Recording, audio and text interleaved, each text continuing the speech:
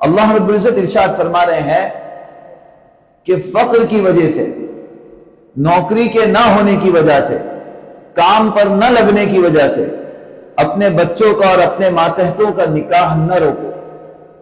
ان یکونوا فقراء یغنیہم اللہ من فضلہ، اگر وہ فقیر ہوں گے، اگر ان کے پاس اسباب نہیں ہوں گے، راستے نہیں ہوں گے، تو قرآن کہہ رہا ہے نکاح کی برکت سے اللہ رب العزت ان کے لیے روزی اور روزگار کے راستے کھولے گا۔ بہت باریک چیز ہے میرے محترم دوستو بزرگوں۔ ہمارے یہاں کہتے ہیں نا پہلے نوکری پھر چھوکری، پہلے نوکری پھر چھوکری۔ قرآن کہتا ہے نہیں، پہلے چھوکری پھر نوکری، کہ آئے گی تو روزی ساتھ میں لائے گی، برکت ساتھ میں لائے گی۔ ہمارا کانسیپٹ ہی الگ ہے اور قرآن کا کانسیپٹ الگ ہے۔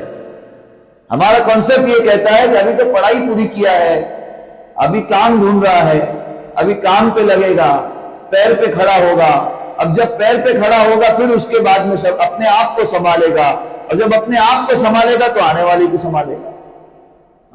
قرآن کا کانسیپٹ پورا الٹا ہے۔ قرآن کا کانسیپٹ یہ ہے کہ عمر ہو گئی، وقت ہو گیا، تو اس سے پہلے کہ وہ گناہ میں مبتلا ہو جائے۔ اب ممبئی شہر تو ایسا شہر ہے کہ یہاں بس کے پیچھے لگا ہوا پوسٹر دیکھ کر نوجوان بگڑ سکتا ہے، اور فیس بک، واٹس ایپ اور ان سب کے دور میں گناہ چل کر نہیں، دوڑ کر نوجوانوں کے پاس آ رہا ہے۔ اور ایک بات یاد رکھیے میرے محترم دوستو بزرگوں، آپ کے بچے، باپ کا بچہ یا بچی نکاح کے لائق ہو گیا اور آپ نے اس کا نکاح نہیں کرایا، اس سے کسی بھی قسم کا گناہ سرزد ہوتا ہے، شریعت کہتی ہے آپ اس گناہ میں اس کے بھاگیدار ہوں گے، آپ اس گناہ میں اس کے حصے دار ہوں گے۔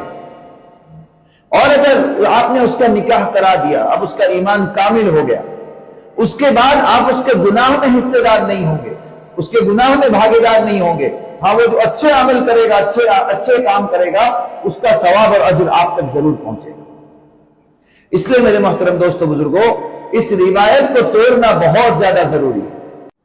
انسان کی پیٹ جو ہے وہ صرف قبر کی مٹی بھر سکتی ہے، آدمی کبھی مطمئن نہیں ہو سکتا۔ اس چیز کو ہمارے معاشرے میں عام کریں۔ ہم نے نکاح کو مشکل بنا دیا، اس لیے گناہ آسان ہو گیا۔ آج کی تاریخ میں گناہ آسان ہے، نکاح مشکل ہے۔ نکاح کیسے ہوگا؟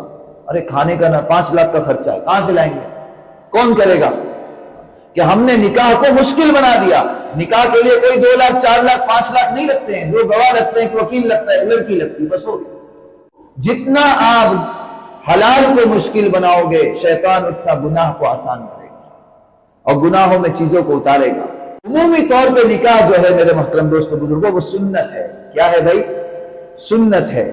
بعض روایات میں نکاح کرنا، بعض صورتحال میں، بعض کنڈیشنز میں نکاح کرنا یہ فرض ہے۔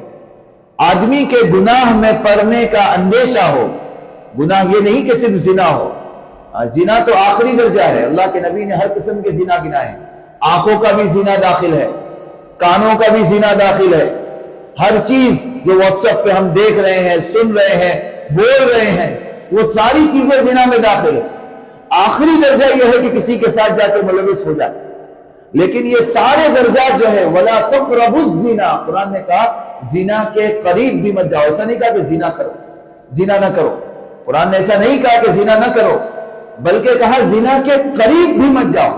یعنی جو چیزیں زنا کے قریب لے جاتی ہے، جو چیزیں آج زمانے میں آسانی کے ساتھ میسر ہے، جو زنا تک لے جاتی ہے، دوائی زنا جو ہے، اس سے بھی بچنے کا قرآن نے حکم دیا ہے۔ اور بعض صورتحال میں نکاح کا کرنا یہ حرام بھی ہے کہ جب آپ حقوق کی ادائیگی صحیح طور پہ نہ کر سکو، حقوق کی ادائیگی صحیح طور پہ نہ کر سکو، تو اس صورت میں نکاح کا کرنا یہ حرام ہے۔ اگر حقوق ہر قسم کے ہوتے ہیں، خاص طور پر ان لوگوں کے لیے مسئلے ہیں کہ جو دوسرا نکاح یا تیسرا نکاح کرتے ہیں۔ إِلَّا تَعْدِلُوا فَوَاحِدَةً، قرآن کہتا ہے اگر عدل کا پیمانہ باقی نہ رکھ سکو تو ایک پر اکتفا کرو۔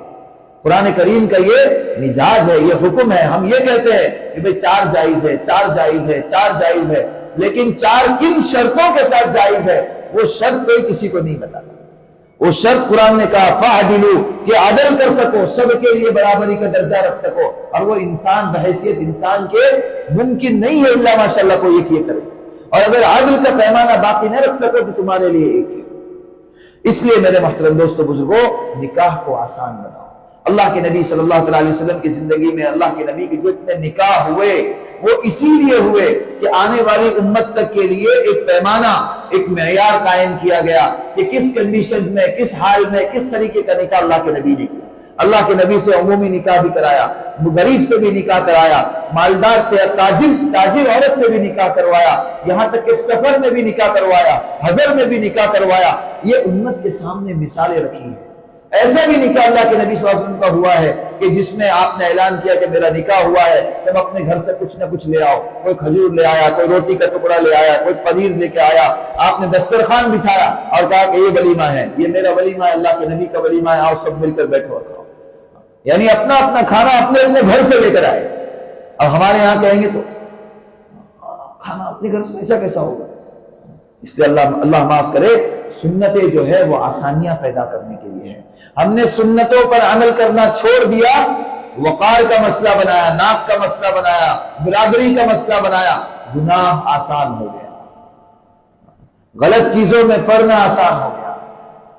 برادری اہم نہیں ہے، میری ناک اہم نہیں ہے، اللہ اور اس کے رسول کا حکم اہم ہے۔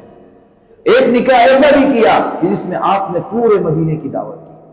تقریباً علماء نے لکھا اس وقت مدینے کی آبادی تقریباً 5000 کے قریب تھی، اور آپ نے ایک بڑا جانور ذبح کیا، پورے مدینے کی دعوت کر دی۔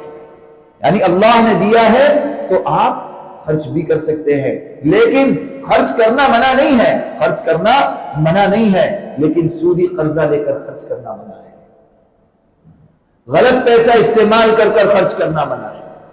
سادگی میرے محترم دوستو بزرگوں، اللہ کے نبی صلی اللہ علیہ وسلم نے ارشاد فرمایا سب سے زیادہ برکت والا نکاح وہ ہے جس میں سب سے کم خرچ ہو۔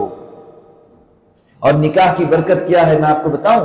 نکاح کی برکت یہ ہے کہ نکاح کے بعد میں زوجین میں، ان کے رشتہ داروں میں، ان کے گھر والوں میں خوب اخوت ہو، مودت ہو، محبت ہو، آپس میں اتفاق ہو، اتحاد ہو، آگے کی جنریشن کے بڑھنے کا، اللہ کے دین کا، علو اللہ کا ذریعہ اور سبب بنے۔ آج یہ چیزیں ہو رہی ہے۔ نکاح اور طلاق جو ہے یہ گڈا گڈی کا کھیل ہو گیا ہے کہ آج نکاح ہوا، مہینے بھر بعد اختلاف ہو گئے، اس کے بعد اختلاف ہو گئے اور رشتے ٹوٹ گئے۔ تو نکاحوں میں برکت کیوں نہیں ہے؟ کیونکہ ہم نے اپنے نکاحوں کو دکھاووں کا بازار بنا دیا، کہ ہم نے اپنے نکاحوں کو دکھانے کا بازار بنا دیا ہے، تو اس کی برکت ختم ہو گئی، اس کا روح ختم ہو گیا، اس کا اثر ختم ہو گیا۔ نکاح خاندانوں کو جوڑنے والی چیز تھی، اب یہاں فیملی کورٹ میں جھگڑا کرنے والی چیز بن گئی۔ کیوں؟ کیونکہ ہم نے اس کو مشکل بنا دیا، ہم نے دماغ میں سوار کر لیا اتنا ہوگا تو شادی کروں گا، نہیں ہوگا تو نہیں کروں گا۔